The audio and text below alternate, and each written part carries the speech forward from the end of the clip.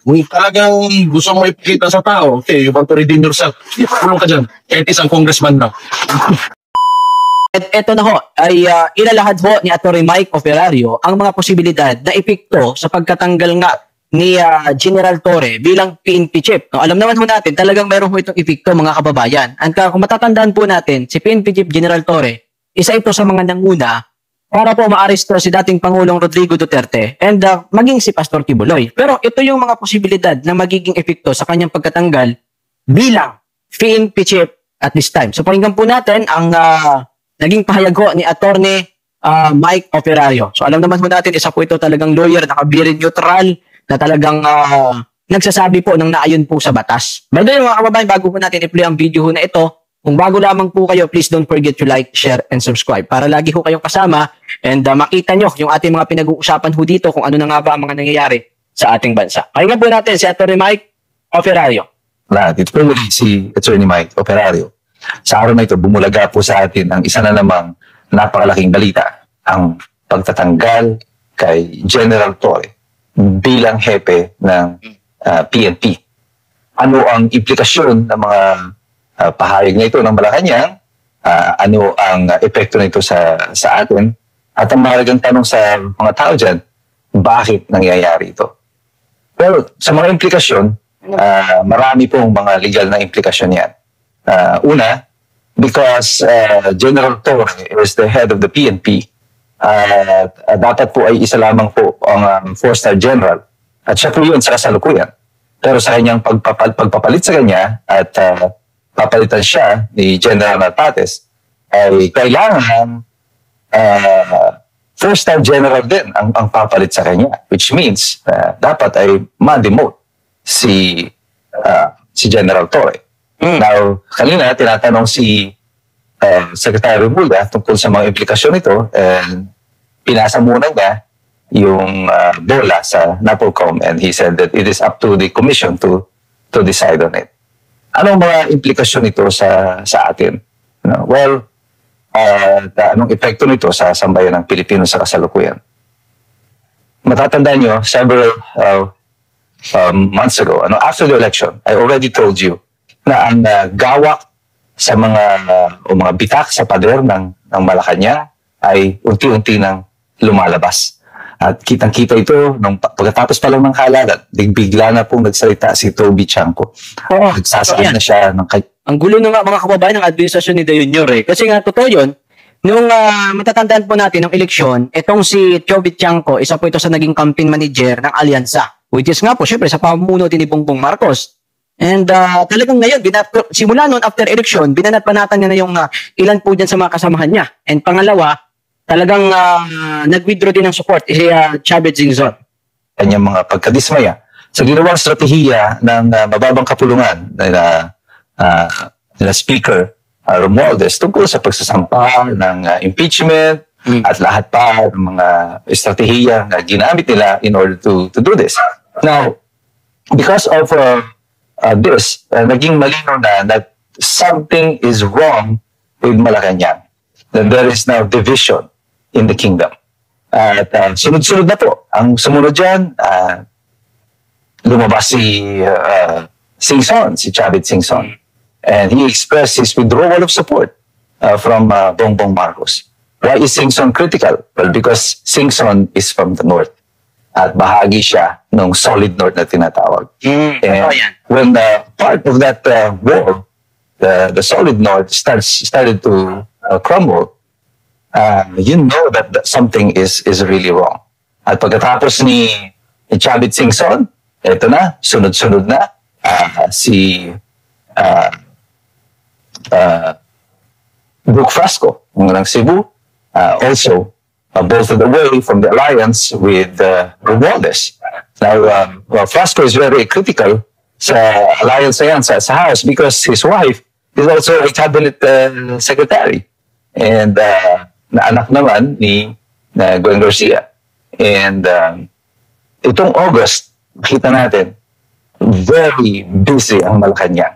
Well, on August 4, nagtanggal sila ng 3 undersecretaries, si Undersecretary Bergerie, si Undersecretary Ronquillo, and Bravo. And this career undersecretaries at nag-hire ng protest ang mga medical groups sa buong bansa over what they perceive like it's a political move and that it benefits no one, especially in the medical field at yung delivery of health services. But why is Malacanang doing this? Political. Ang pinalit kay Undersecretary Virgery is not even a doctor. He's a lawyer like me, si Randy Escolambo. Now, on August 16, si NBI Director Jaime Santiago. Oh, isa pa ito mga kababayan. Kasi nga po at this time, alam naman po natin, nag-resign din po si NBI Director Jaime Santiago, mga kababayan. A highly respected NBI chief. Now, on August 16, si NBI Director Jaime Santiago resigned. A highly respected NBI chief, former police officer, naging prosecutor, naging judge, and then NBI chief. He resigned. And many were saying that he was also eased out of his office. May kinalaman ba ito doon sa mga kasong nakasampa laban sa COMELEC chairman, sa George Garcia? Well, everyone seems to be mum about it. Walang nagsasalita. And then, today, August 26, General Torre was sacked from office. All of this recent removal in August 16 were very silent and unceremonious ang kanilang pagtatanggal. Ang mga DOH officials, they were just told, your term has expired. Si Jaime Santiago, he basically resigned. Si General Torre, he was told that you're no longer the PNP chief. What is happening in Malacanang? Well, there is a power struggle in Malacanang right now. And that power struggle is real, and it is only becoming apparent because we have a weak president. Kapag mahina ang pinuno na nangunguna sa lahat, ang tendency niyan, ang kanyang mga tauhan ay nagkakanya-kanya. Oh, ito na, wait lang.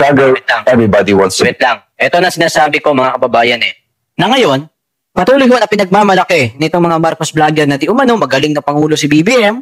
Pangalawa pa dyan, talking about the issue, talking about din sa flood control.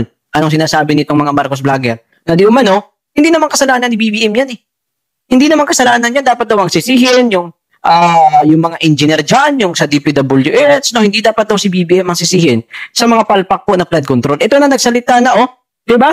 Sunod-sunod yung mga nangyayaring hindi maganda sa kanyang administrasyon. Diba? Nag-resign si NBI Director Jaime Santiago. Which is, alam naman na po natin, nakagalang-galang po talaga ang personalidad na yan. Pangalawa, and si Chavez Singzon, nag-withdraw ng support, which is, alam naman po natin, malaki yung impact dito. Sinabi nga po dito din ni Attorney Mike, because ito po ay from Ilocos, From dyan po sa lugar po ni BBM.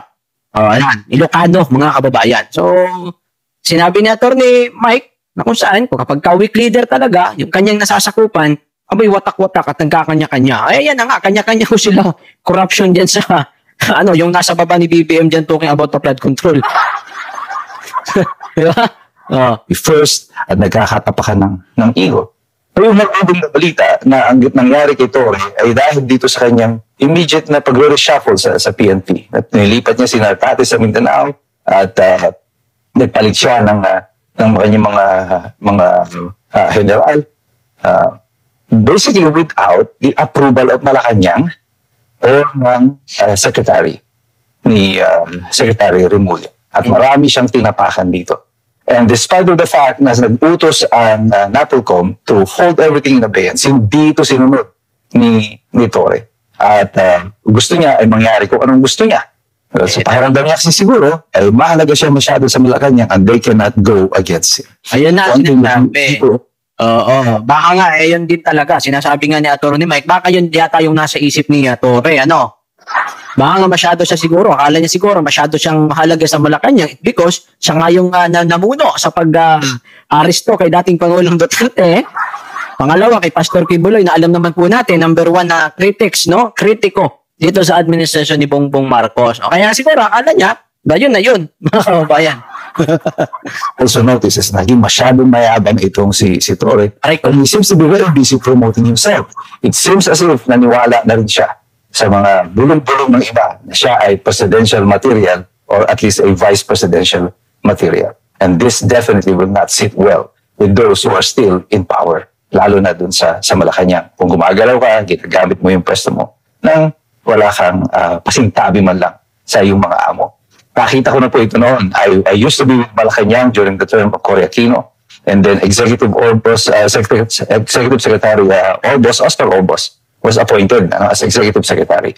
And nung time ni Executive Secretary Orbos, lumabas na parang mas presidential pa siya kaysa kay Cory Aquino. Na siya na yung lumalabas at gumaganap ng mga gawain ng presidente, mas marami pa siyang media coverage kaysa sa presidente. And so eventually, the powers that be in Malacanang had Secretary Orbos removed. Kahit na effective siya or anuman ang meron siya. The fact of the matter is, kasi nga kung nakita niyo yung viral video mga kababayan na talagang sabi nga ng ida parang nag-astang presidente si General Torre. Doon nga po siya, di ba nakita naman po natin yung kanyang sinakyan, may blinker, which is sabi ni Atty. Rowena Gonzon at sa kanyang mga pahayag ay hindi daw pinapahintulutan ng batas. Yun ang pasabi ni Atty. Gonzon kasi nakalagay naman doon sa kanyang post sa kanyang Facebook page, mga kababayan. And ito pa tuloy natin. You tried to project yourself too much more than your boss. And I think this is what happened kay Torre. Masyado siyang naging for the word, ambisyoso. Masyado siyang arrogant. Masyado ka daw naging ambisyoso at arrogante, Mr. Torre. Ito ay sinasabi lang naman ni Atty. Mike Operario, mga kababayan. Ayan sabi nga ni Soto, ano sabi ni Soto? Kapag ka tumatakbo ng malalim, kapag ka matinik ay sabi ni Soto nung nagkaroong hearing talking about the impeachment complaint laban kay VP Sara, sabi ni Soto, kapag ka tumatakbo ng matulid, kapag ka natinik ay malalim. Pero sabi ni Marcolita, hindi ako matitinik sapagkat ako'y tumakbo, nasa kalsada at ako'y nakasapatos. Parang ito yung kasabihan na kapag ka ang lipad mo'y masyadong mataas, kapag ka ikay bumagsak ay mas masakit. No? Mas masakit. Laga pa kapag ka ikay bumagsak, mga kababayan. Ito nangyari kay dating PNP Chief General Torre. At mayabang para sa kanyang posisyon at madami niyang tinapakan. Pero yung mga tumutulig sa General Torre, huwag muna kayo magsaya because it's not yet over. Posible rin kasing ma-appoint siya as NBI chief or mailipat sa ibang position. Who knows? But, ito na nga yung usap-usapan ngayon. Nasabi nga, sa mga tumutulig sa kay General Torre, huwag muna masyado daw magsaya, no? Kasi posible, no? Na kung saan ay baka malipat lang yan sa ibang departamento. Yan ang sinasabi din ni Attorney Mike, no? So, abangan mo natin ang mga susunod na kabanata, mga kababayan. Pero ang pinaka-big issue pa rin po ngayon ay yung about pa rin po sa flood control, no? So tuloy lang natin. The fact of the matter is, right now, Malacanang is in serious disarray. And this will affect us. Tayo ang naapektuhan ito ng kaguluhan dyan sa Malacanang. At yung power struggle na to ay nagiging sanhilang nito. It is because of the presence of a weak leader that could not hold them together. Every one of us, patuloy tayo magmamagyan. Sinabi na po ni Atty. Mike, he is a weak leader, kaya nangyayari ang lahat ng ito. Kaya kayo mga Marcos vlogger, ang uub nyo kasi. Alam mo yung mga nakay Marcos, yung mga Marcos vlogger, kasama ko dati yan mga yan Kinain lang ho ng sistema yung mga yan Akala kasi nila kapag ka sila ho'y nakadikit sa mga, katulad yan, presidente, nakala nila kung sino na sila Akala nila sila ho'y very important personalidad. Mga kasama ko dati yan, mga mga solid Duterte yan dati. Kinain nga lang ng sistema yan mga yan Pansinin nyo, yung mga hindi talaga habol ang pera, pansinin nyo, yung mga Marcos loyalists, napakarami. Bumaliktad na, dati solid sila kay Macoy, kay Marcos Sr., pero dahil nga nakita nila hindi okay pamumuno ni Bongbong Marcos, ni Marcos Jr., presidente, naging solid Duterte sila. Isa diyan ang example, yung ating kaibigan na si Ferdinand de los Reyes, special mention. At because, kita natin, ayun sa kanya, siya po ay madikit talaga sa mga Marcos noon, kasama niya dati yan si Bongbong Marcos, and sinabi niya po mga kababayan, siya po ay isa din na leader. Pinakita niya naman yung mga ebidensya sa atin, leader po ng mga grupo na kung saan ay sumusuporta po kay BBM. That time, nakita niya, hindi daw okay yung pamumuno, kaya dito siya ngayon sa mga Duterte. Diba? So, kung yung mga Marcos loyalist nagdibaliktaran, ito naman mga kasama ko dati na mga Duterte, yan lang naman sila, kunti lang naman yan sila kasi nga kinain ng sistema ng kwarta mga kababayan. Kaya kinain ng sistema Patuloy tayong mag-follow dito sa sitwasyon natin sa kasalukuyan because big things are about to happen because of this sudden transition of things. Pero sa ating pakikialam na yan, patuloy tayong mag-aral. Sapagkat mahirap makialam ang taong walang alam. Mahirap makialam ang taong walang alam. Kaya ngayon, mag-aral ho ha. Yung mga estudyante naman dyan na panay lang putak ng putak. O relax lang kayo ha. O mag-aral na lang kayo dyan mabuti. Kapag dumating yung time na kayo ho ay naghahanap buhay na para to survive, pabuhay yung inyong mga sarili, dyan yung makikita kung anong totoong buhay dito sa bansang ito. But at this time, dahil kayo pinapakain pa ng inyong mga magulang, relax muna kayo, wag muna kayo masyadong makisaw-saw, aralin nyo munang mabuti kung ano mga totoong nangyari sa bansa natin. By the way, mga kababayan, may dugtong dito Ito, meron din dito, meron din dito, pakita lang natin. Kasi maya-maya, nagsalita din si Mayor Baste Duterte. So, proceed na tayo doon sa flood control ulit. Kasi, hindi pwedeng matakpan ng issue lang sa pagkatanggal ni General Torre bilang PNP chief. Ito mga issue sa flood control. Hindi ho. Abangan po natin because this coming September 1, ilang araw na lamang po, ay magtutuloy-tuloy na po ang pagdinig. Talking about nga po dyan sa mga palpak na flood control. Dyan po sa imbestigahan sa Senado, sa Blue Ribbon Committee, na kung saan under the leadership of Attorney Senador Marcolita. By the way, mga kababayan, proceed na tayo dito kasi baka matakpan Ngayon po, mga kababayan, naglabas po ng pahayag si Senate President Chis Escudero. Ayon po sa kanya, kung hindi susundin ng contractors ang sabina ng Senado, ang susunod doon ay arrest warrant. Okay, ito na mga kababayan, kasi nga po, pinirmahan na po ni Senate President Chis Escudero ang mga tinatawag po natin na sabina dito nga po sa mga kontraktor, dito po sa mga palpak ng mga flood control. So isa na po dyan si Miss Sara Diskaya na kita naman po natin napakaraming sasakyan na mamahalin. And ayun po sa kanya, galing pa ito sa ibang bansa. Kaya nga po magsasagawa ng investigasyon ang Bureau of Custom, kung ito ba ay nagbabayad ng tamang tax, kung ito ba ay dumaan sa tamang proseso. Ayan po ang mga investigahan nitong Bureau of Custom, mga kababayan. By the way, and isa din po yan siguro sa tatalakayan ni Senador Marcolita sa Senado.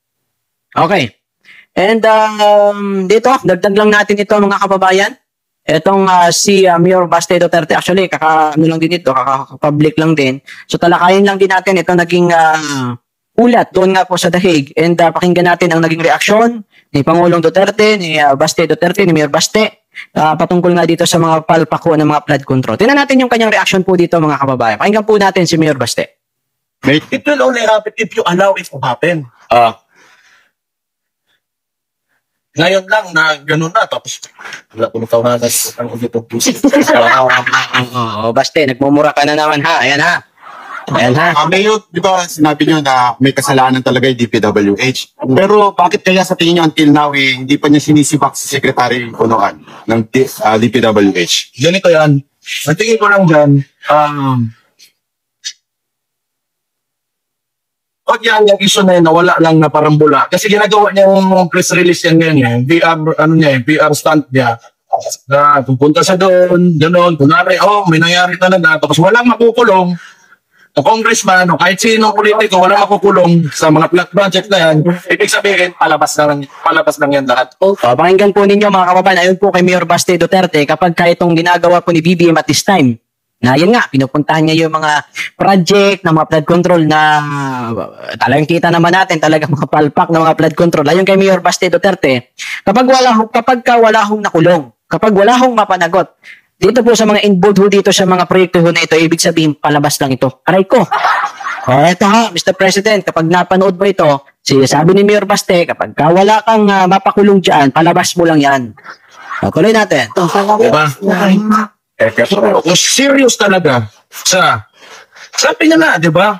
Alam niya, may tinuro na siya, may mga pangalan ng mga kumpanya ng contractors na in-expose niya, then why not file a case? Kung talagang gusto mo ipakita sa tao, okay, you want to redeem yourself, kulong ka dyan, kahit isang congressman na. Kung gusto mong talagang muling ang mga kababayan natin ay bumilib sa'yo, baka din ako, pati ako bumilib. Baka lang naman, Mr. President, kapag kayo nagawa yan. Totoo yan. Redeem your name. Sabi nga in English. By the way, mga kababayan, ito po, sa totoo lang, nandyan na yung mga ebidensya eh. Nandyan na ho. And nilabas mo na rin naman yung mga pangalan ho ng mga kampanya ho na yan. Kailangan may makulong dyan. As a Committee on Appropriations, mag-group ng mga insertions. So, dapat yung saka malalapit sa kanya. Sa Speaker, sa may yung Committee Jehan na nating saldi ko. ilan din mo, tapos yan, may bago. Yan. Kasi, yun na nga, ang pag tumahimik yan lahat bigla, tapos wala talagang resulta, na concrete result, na may nakulong, may one, somebody filed a case against somebody,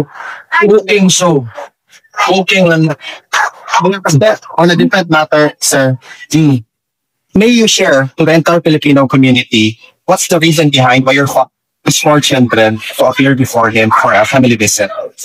And it's possible only, sir. Ganun talaga. Siguro, gusto lang talaga notify na lang kaming lahat. Wala man siya sinabi specific talaga na rin. Ikaw, alam mo?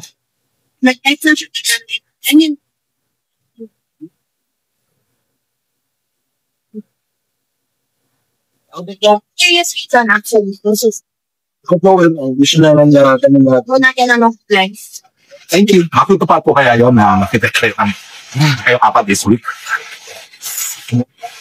No. 29. 29, tomorrow. You know that? Oh, come on. Within the week. Is there a message from the former president sa lahat ng mga milyong-milyong supporters niya na until now, almost 6 months already, still coming here outside the ICC detention facility? Pwede yung mga kababayan, bago natin ituloy, idugtong ko lang, no? Although nasabi ko na ito nung nakaraan, na meron na pong bansa na handang tumanggap kay Pangulong Duterte kung sakasakali man po mapagbigyan ng kanilang kahilingan ng interim release. No? Idugtong ko lang para sa kalaman ng lahat. Ikaw ba tayo nakapagod? I think tell him tomorrow that we will never be tired. Yun na po, talaga yung titigil. Hanggang hindi ka makakalabas. may kafuya. Papunta raw dito si Trinidad. Mag-aabot pa kayo ni. MS? Oh. Oh my God. Wow na to. May iba po tayo. May iba po tayo, Mayor. Tap na naman yan ng boxing ring. No? Hindi pupunta daw si Trillanes doon sa dahig, mga kababayan. Sabi nga ni Basti, baka pumunta naman yan sa boxing ring na wala siya. Wala pong match dito rin. Hintayin mag-o. Ayun nabanggit ko kay PRD military sa mga flood control na investigation nila. Na banggit ng wala naman siyang comment. Ayun lang. Kasi pag alam ko kasi mayor ako costing ng project, yung proyekto, tama ba, hindi overpriced, hanggang implementasyon, kung yung process talaga, kung paano ka gagawa ng project. Pag sinunod mo lang yan, hindi masisira yung mga tinatayo mga infrastruktura. Anton, ano? Yes, Mayor, last na lang po. With regards po sa public and private partnerships, para paunlarin ang Davao International Airport, 3 companies which include Celendez, Dokong Woodwork, and Changi Airport of Singapore. Ay interested po ito sa Operator Private-Public Partnership or PPP. The Davao International Airport via, according to Transportation Secretary Vince Dizon. Your comment po in this Okay, so maganda na tinanong mo yan kasi for the longest time, hindi kasi po yung kasi ginagawang propaganda against my term as mayor sa LGU, yung airport na yan. But in fact, CAAP yan. It's a national agency. Under it, it's a national agency, CAAP. Tapos, dapat ililipat na yan na maging sa region. Become Davao regional airport. Under the region na siya. May board yan. Under the, ang mag-a-appoint yung Regional Development Council. So itong mga kalaban natin, yung mga oposisyon nila, mga kalaban talaga, pero yung mga naysayers natin, nasabi nila na Davao City was not taking care of that effort. Ang bangit daw ganun. Hindi naman talaga yan Christian certificate. So nandyan siya sa Davao, but it's for the region. So itong papasok ang, tingin ko, maganda kung Changi Airport talaga. Okay. Okay, by the way, mga kababayan, and pinag-uusapan kasi dito about na doon sa airport sa Davao City. And balikan muna natin itong kay General Torre. Ano? Layo na natin. Bago matapos yung ano natin, ang ating video, mga kababayan, ito. May ipapakita muna ako sa inyo saglit. Wait lang So, abangan din natin yung magiging komento ni Baste Duterte patungkol dyan sa kung kinahinatnan nga ni tawag nito ni General Torre, no? So, by the way, isingit lang natin to itong patungkol dito kay Doc Richard Mata kasi meron siyang bagong post eh. Sabi nga ni Doc Richard Mata, mga kababayan, busy pa kami sa flood control. Wala pa ngang nasasalang na congressman sa serye tapos change channel kaagad kasi tinanggal si Torre. Ayan na. Sabi ko nga sa inyo, yung nangyari kay Torre at this time, yan po ay hindi po yan big deal. No? Sabi nga nila, nararapat lang din. Pero for me, it's not a big deal, mga kababayan. Dahil nga, alam naman po natin, ano naman kung mayari po, ano naman no? Ano naman kung matagal si Torre, wala PNP chief. Pagtuunan po natin ng pansin talaga mga flood control, mga kababayan. Kasi nga po, lalo na ngayon, August, September, October, November, December, papasok na yung tag-ulan, which is September, October, November, December. So, kapag hindi, sa bagay, matagal ito maayos, itong mga palpak ng flood control ho na ito eh. Pero magiging masaya na ho tayo kapag may makulong dyan, may mapanagot, because pera natin yan eh.